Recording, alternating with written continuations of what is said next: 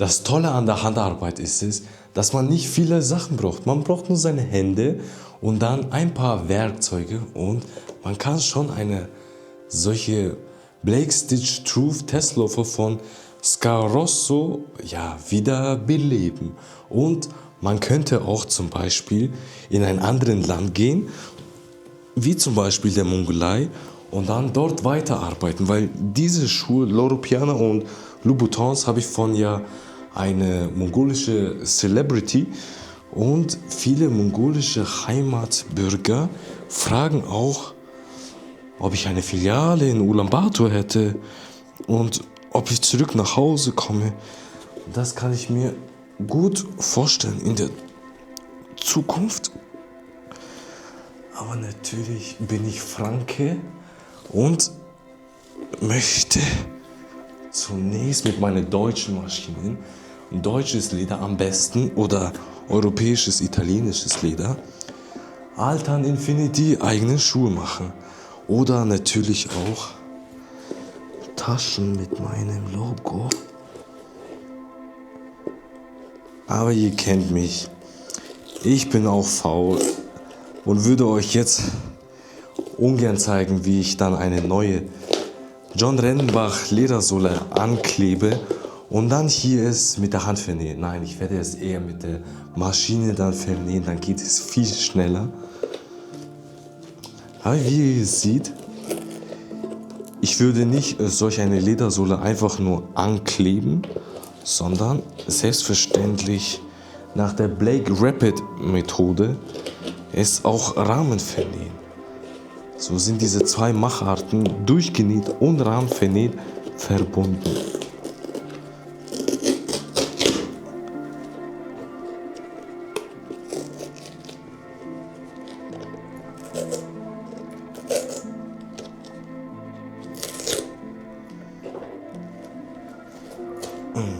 Formidabel.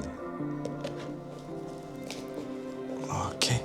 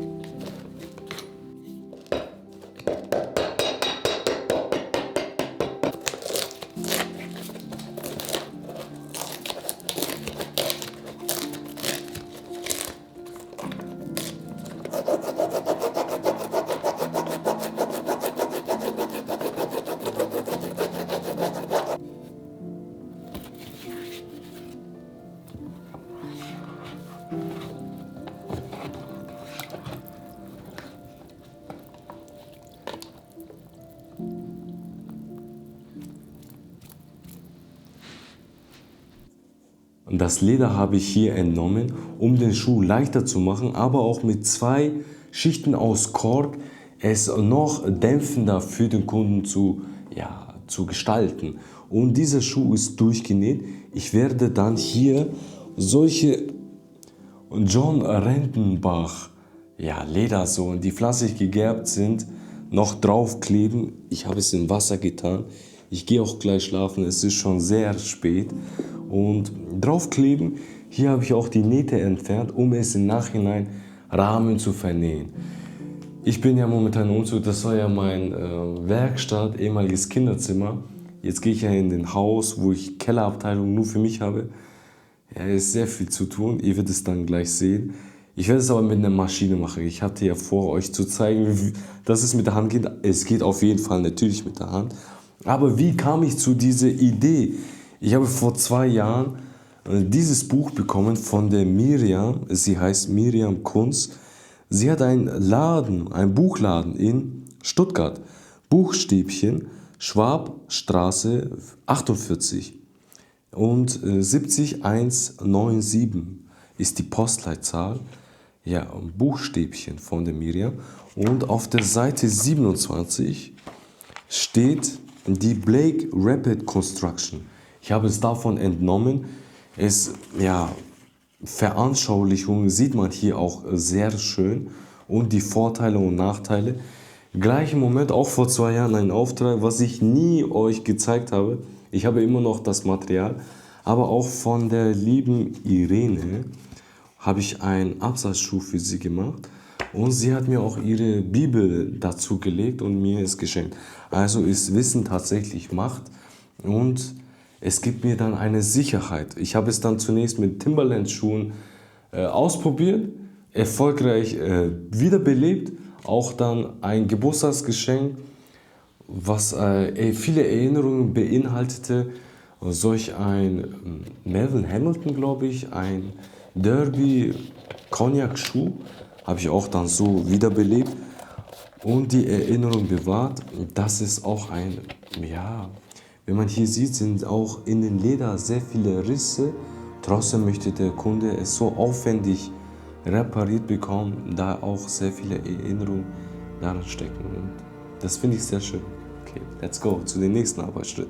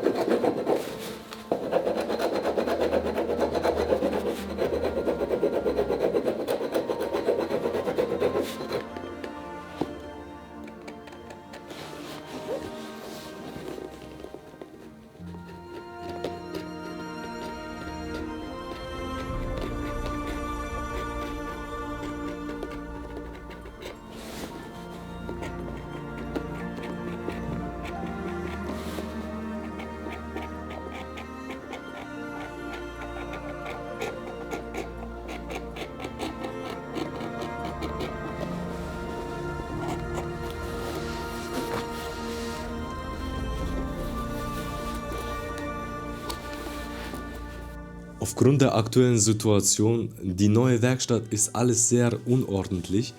Deshalb würde ich euch gerne zeigen, wie ich die Tesla-Loafer mit dieser Gritzner Doppelnähmaschine den Rahmen vernähe.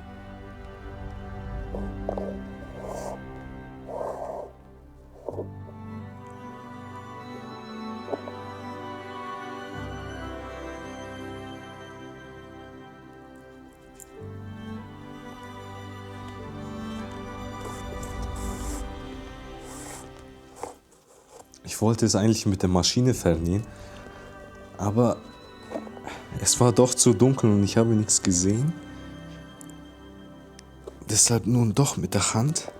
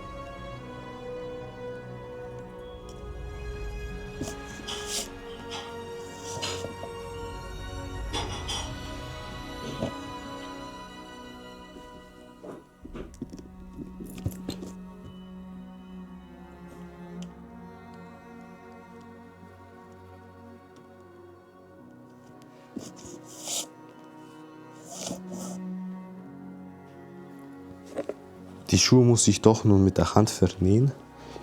Durch 2 dicke Lederschichten erstmal durchbohren mit einer Plattalle, die vorne sehr scharf ist. Die Originalledersohle wurde vom Hersteller durchgenäht und ich dopple es an den Rahmen. Die neue Ledersohle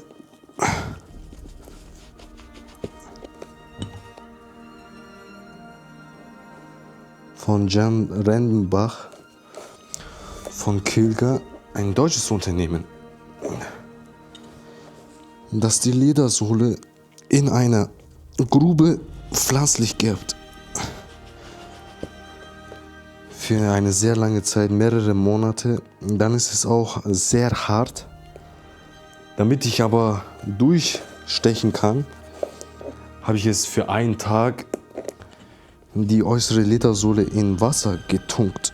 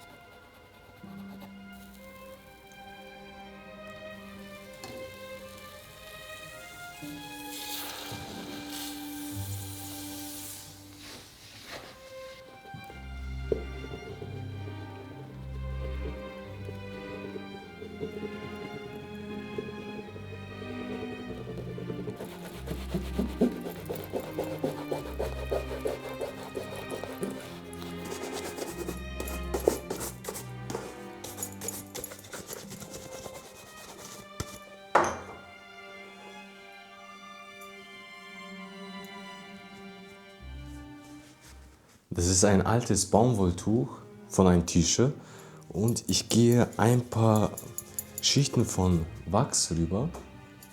Ich verwende in diesem Beispiel diese Marke von Saphir. Man kann natürlich von jeglicher Marke, es ist wirklich egal, zum Beispiel von Colny Bourgol verwenden und sehr leicht hier gehe ich rüber, weil ich möchte im Endergebnis wie eben hier es sehr schön glänzend haben.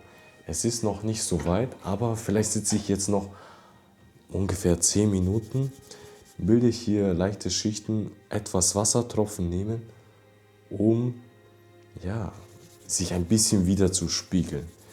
Üblicherweise tut es man ja hier an der Spitze oder an den Kappen anbringen, wenn man gegen eine Treppe läuft oder an Bordstein anstößt, dann würde ja diese Glasurschicht vom Wachs brechen und nicht direkt das Leder angreifen.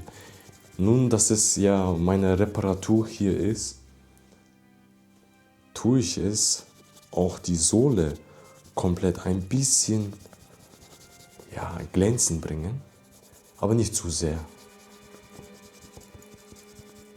Und ich habe euch eigentlich gesagt, dass es alles mit der Hand sein wird. Trotzdem habe ich die Maschinen benutzt. Das liegt daran, dass ich ja noch, also der Umzug ist fertig, alle Sachen sind fertiggestellt.